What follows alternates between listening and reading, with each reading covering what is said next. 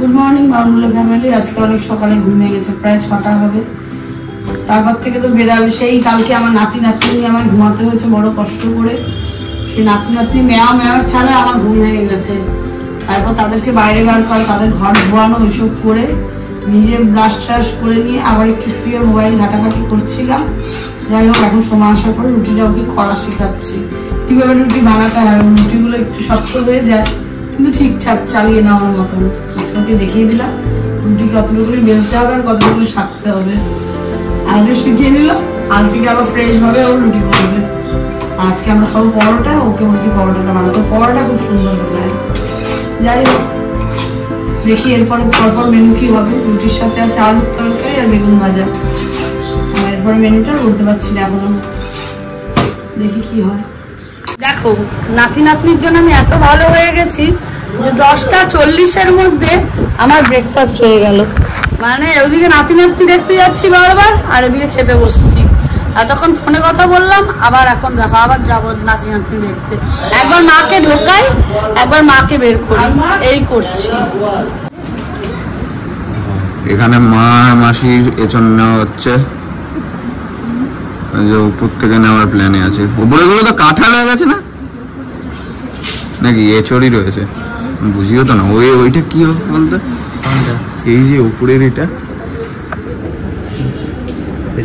হয়ে যেতে পারে, বড়টা তো মনে হয় অনেকটা। যদি কারোর লাগে আসবেন, বেচতে শুরু করবো আমরা।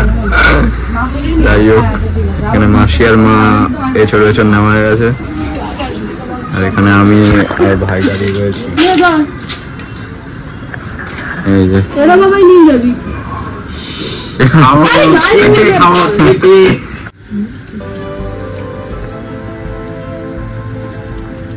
বিকেলবেলা গাছের পরিচর্যা, গাছটা কুড়িয়ে এসছে বলেই তার জন্য নামের করতাম না। আর এখন তো এই গাছটা হেভি ফুল হয়। ওটা কোথা থেকে কিনেছিলাম জানিস? আমার হাতে থেকে বেকার 800 টাকা দিয়ে গাছ কিনেছি। গাছ কিনে তো রাখার জায়গা নেই আমার বাড়িতে, এখন ডিরেক্ট এই বাড়িতে ঢুকিয়ে এখানে রেখেছি। আর খুব ফুল, মানে গাছটা তো কলমের গাছ, খুব ভালো গাছটায় ফুল হয়। গাছটা মানে যখন এনেছিলাম না এরকমই গোল, আর পুরো মানে পাতা ভর্তি ছিল, ভালো লাগতো দেখতে। এবার পাতা হবে হবে হবে, হ্যাঁ। ওই জন্যই আমি ওই যে কার বাড়িতে যেন দেখলাম হয়েছে, আর তাই বললাম মানে আমাদের কাছেও হবে। আমাদের কাছে পড়ে এসেও গেছে অনেকগুলো। হ্যাঁ, হবে, হোক গাছটা। ওই জন্য আমি কালকে থেকে ভাবছি ছাদে এসে একটু করে দিয়ে যাবো। এত রোদ, ভাবতে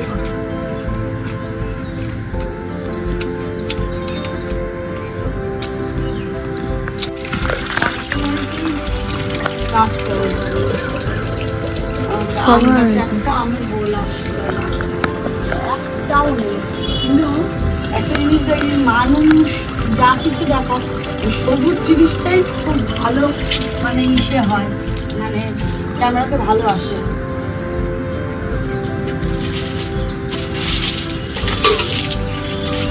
ওটাতে রোজই জল দেওয়া হয়। হ্যাঁ, ঝাঁটা দিয়ে ছাড়তে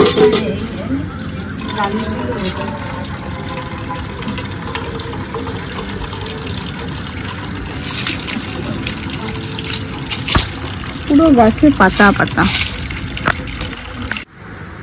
বেশি দিন বসেন, জাস্ট চোখটা ফুটেছে। আর একটা বলি, এটা লেফটে দেখছে ফ্যান চলছে কিনা শয়তানটা। যদি দেখে সময় ফ্যান চলে নাকি, ফ্যান বন্ধ।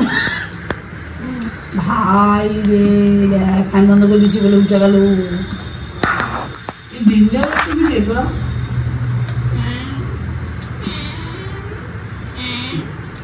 আর আর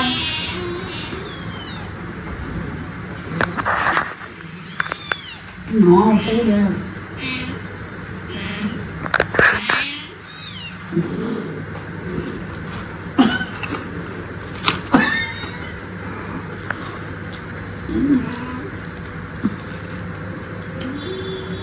সবচেয়ে বলে কালো ফ্যান অফ করে দিয়েছি বলে।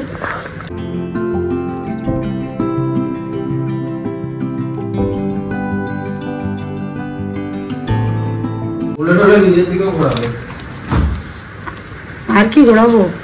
এদিকে যে আমাদের বাড়িতে খাঁচায় বাঘ ঢুকে গেছে, বাঘের আবার দুটো বাচ্চাও দিয়েছে। এই যে কি ফাঁসাতে পড়েছে।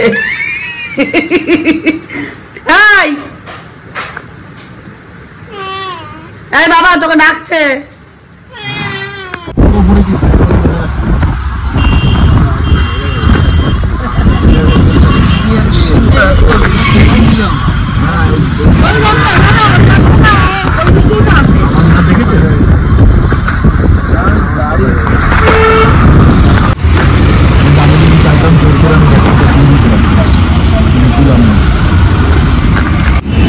এদিকে রিকো গাড়িতে বসে রয়েছে, আমি, বোন, বাবাই আর সন্তোষ।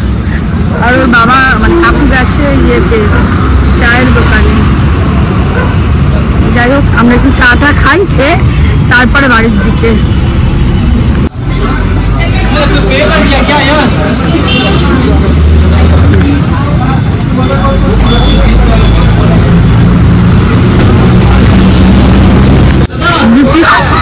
দ্বিতীয় মা প্লেট ছাড়া চা খেতে পারে না।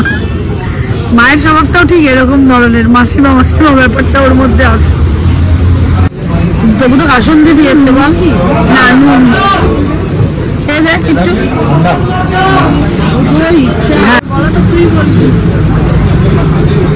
মা দুয়াতে দুটো একসাথে খেতে পারে, ভালোই। একটা ইমার্জেন্সি পড়ে যাওয়ার জন্য যাই হোক মাঝখানে ক্যামেরা অন করা হয়নি, কারণ মাঝখানে আমরা বিএন বোস আর বেলেঘাটা আইডিতে একটু যেতে হয়েছে বোনের এমার্জেন্সি, বোনের ছোট ছেলের জন্য, যার কারণে আমাদের আর ওখানে গিয়ে তো আর আমরা ক্যামেরা অন করতে পারি না। যাই হোক এই পর্যন্ত যদি ব্লগটা ভালো লেগে থাকে তাহলে do like, comment, share and subscribe. আর এই যে আমার নতুন এখন কাঙ্গপাঙ্গনি দল ঘাটাঘাটি ঘাটাঘাটি।